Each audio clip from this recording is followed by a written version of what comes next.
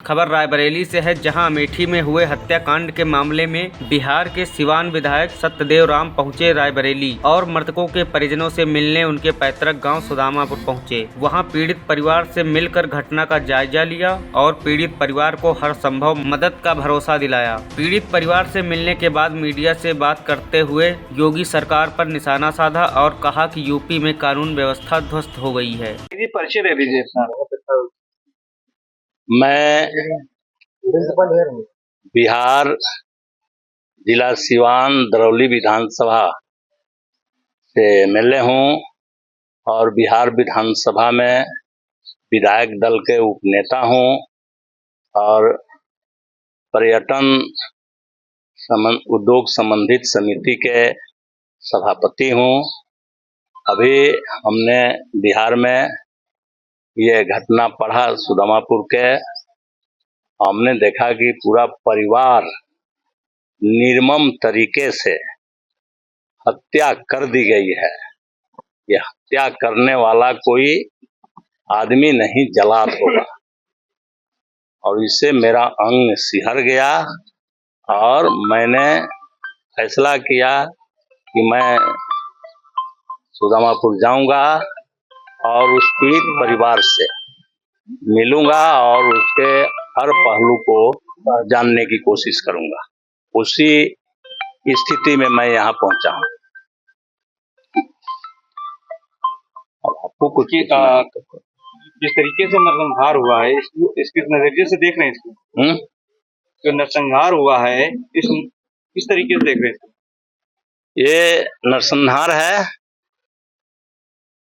और जो इसमें प्रशासन की तरफ से, सरकार की तरफ से जो पहल हो रही है, ऐसे नरसंहारों का बढ़ावा देना और साथ साथ नरसंहार के अंजाम देने वाले लोगों का बढ़ावा देना, ये दिखता है।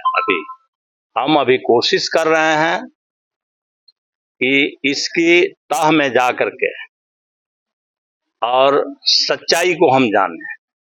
अभी आप लोगों के सामने में जो मेरी बात हो रही थी कि जिस दिन जिस बाप की, पूरे हिंदुस्तान की ये बात है कि कोई बाप नहीं चाहता है कि हम अपने बेटा के शव को कंधा पर चढ़ा दें।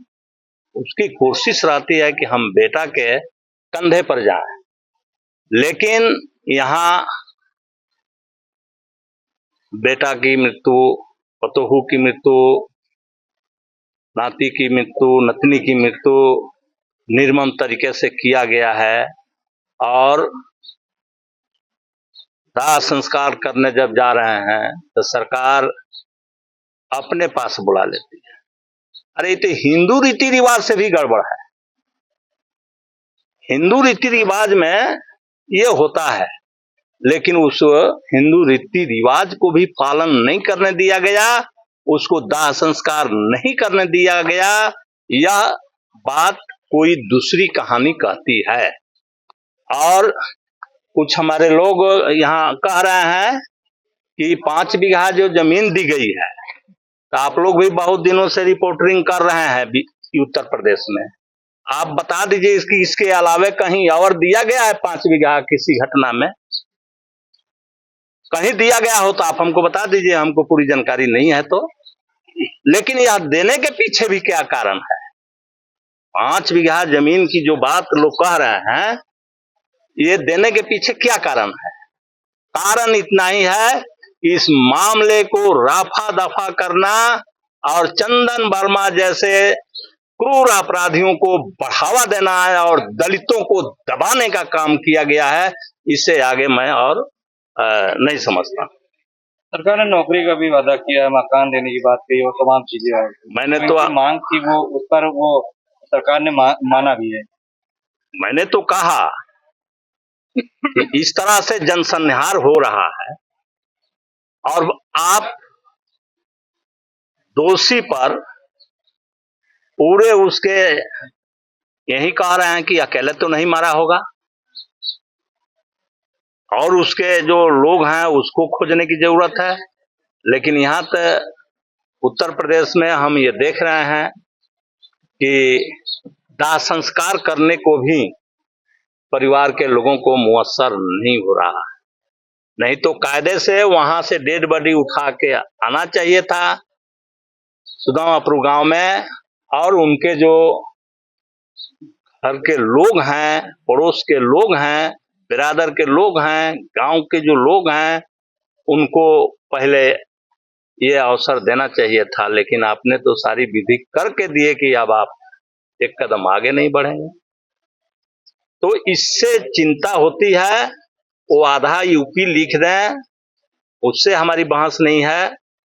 बहस इससे है कि उन्होंने थानों में एफआईआर किया था, सूचना दिया था कि हम पर खतरा है, इस पर कार्रवाई होनी चाहिए। न वो कार्रवाई होती है और न अब भी वैसा ठोस कार्रवाई होती है, और केस को भी रफा दफा करने के तरफ पूरे तौर पर प्रशासन लगा हुआ। क्या परिवार के लोगों को अंतिम संस्कार नहीं करने दिया गया? यही तो हम बोल रहे हैं।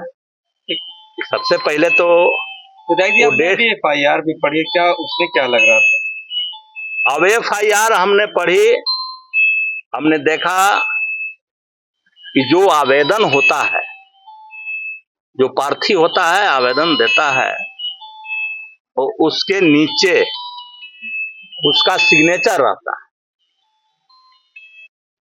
ताकि इस बात का पता चले कि प्रार्थी ने ये आवेदन दिया है।